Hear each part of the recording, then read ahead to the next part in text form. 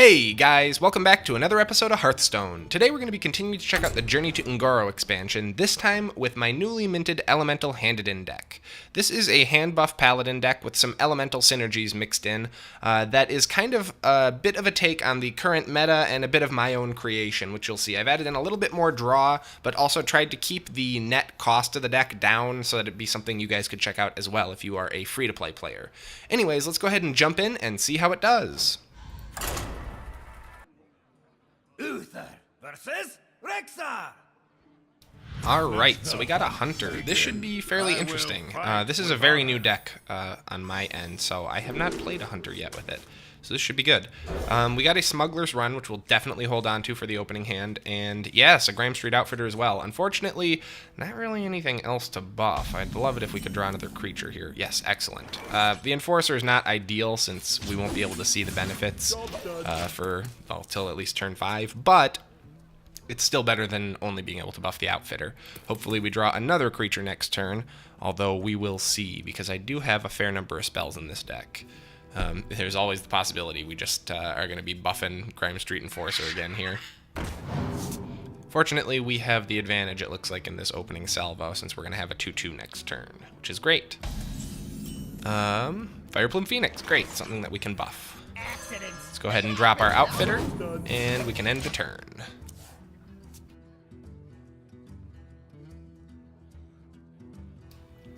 Fireplume Phoenix is a really interesting new card. I have to say, I'm not the biggest fan in the world of it, but I see it played in almost all elemental decks, so I'm sticking with it, because I haven't had like a huge game-changing move with one, but I will say in this deck in particular, I really like the value of like a 4-mana 4/4 that also pings for 2. Like that I'm happy with.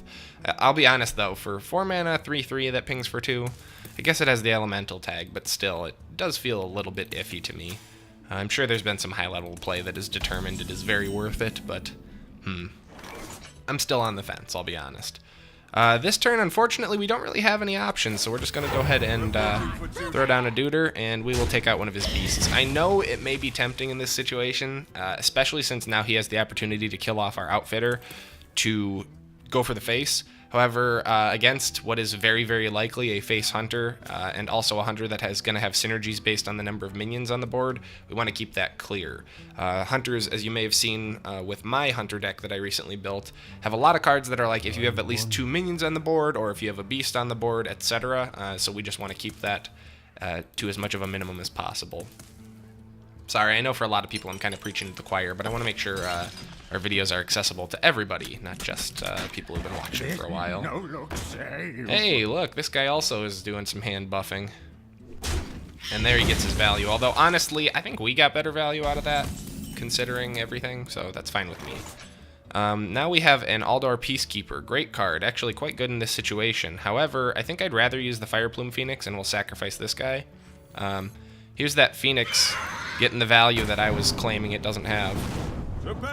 He is going to buff something in his hand, but whatever. We've got board control now with the 4/4, and it's an elemental, so depending on what we pull, you know, if we get like a Tolvir Stone Shaper, hell yeah, that'd be great. Or I would also take a Servant of Kalamos. Yeah, you can see here our deck list. It's an interesting build. It's still kind of a work in progress. I'm on the fence about this Spike Ridged Steed being so expensive, but I know it's a card that's really good for staying power. Why am I looking at it over there? I got it in my hand. I mean, I guess I wouldn't mind playing Spike Ridged Steed on, like, this Phoenix here. Let's see, we got 5 mana, Fireplume Phoenix, not all the options in the world. I think it'd be better to probably Aldor Peacekeeper here, rather than dropping, like, a Grime Street Enforcer or anything like that, just because I don't want him to be able to build off this shaky Zip Gunner. Alternatively, we could drop the Enforcer and ping this guy down, which might actually be better. I think we'll do that, because we have a good number of minions that are worth buffing in our hand. So he's going to get his hand buff. He's probably got some minion. Okay, went to 2 different minions, we can see, but I'm nervous about what's going to be coming. Then again, he probably is too, considering we've got a 6/6 Enforcer out here. Let's hope for our own sakes that he doesn't have like a Deadly Shot or something ready to go. Unleash the Hounds into, let me guess, I can already feel it coming. No? Oh, I was expecting to see some, whatchamacallit, Hunter's Mark, or Bestial Wrath, is it? I forget what the one is that, does 3 or 5 damage, if you have a beast. Okay, so he actually has a fair amount of board presence now, which is troublesome, to say the least. I'd like to remove this stuff. I think we just consecrate here. And then his alley cat's just going to remain, unfortunately. I don't really have a good way of... I guess I could Fire Plume this turn to finish off the alley cat. No, I couldn't. I can't do both. That's okay. We'll just leave the alley cat in play. Reporting for duty. It's going to remove the vast majority of threats on the board. He's got a 3-1. He won't be able to actually kill my Enforcer, hopefully. And even if he does, we get some more value this turn. Fine with me.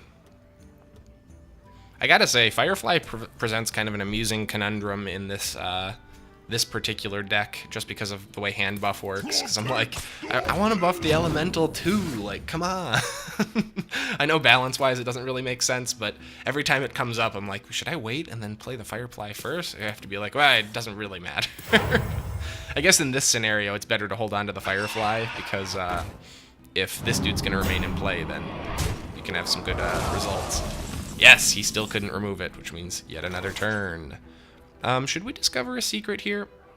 I'd really like to take out this Nesting Rock. I'm not sure it's going to be possible. We could give this 2/6, actually, and then we could bop the Nesting Rock. Oh, that's actually funny. Okay, so here's this card making itself worthwhile to me. And we'll go ahead and drop Firefly, as I was saying, because now we can buff the Elemental in hand. Then we'll bop his Taunt.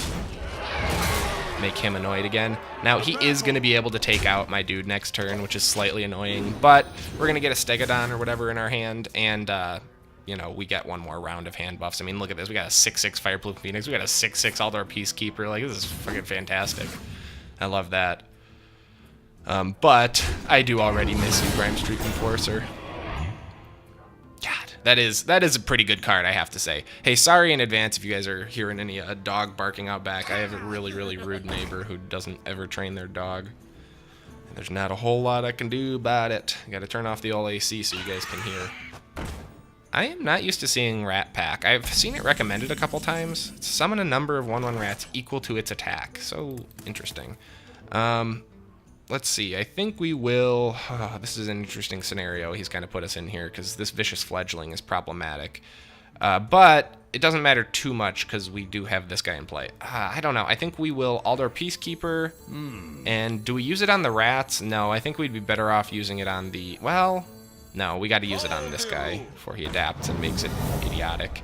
Then, I think we will instead... How does... Man... This card is annoying. I don't think that we have a clean way to remove it. Stonehill will give us a little more staying power, though. He won't be able to suicide it this turn. So let's do that, and then we'll grab a Tyrion. And Hydrologist as well. Maybe we can slow him down a bit more. What have I got for options here? I'd love... Eye for an Eye, no. Redemption. Yeah, we'll do Redemption. Bring back our Stegodon. Actually, we probably won't be able to bring back the Stegodon, but that's okay. And we'll just go for the face. Alright, I'm going to mute my mic for a minute, because this fucking dog outside is just not shutting up.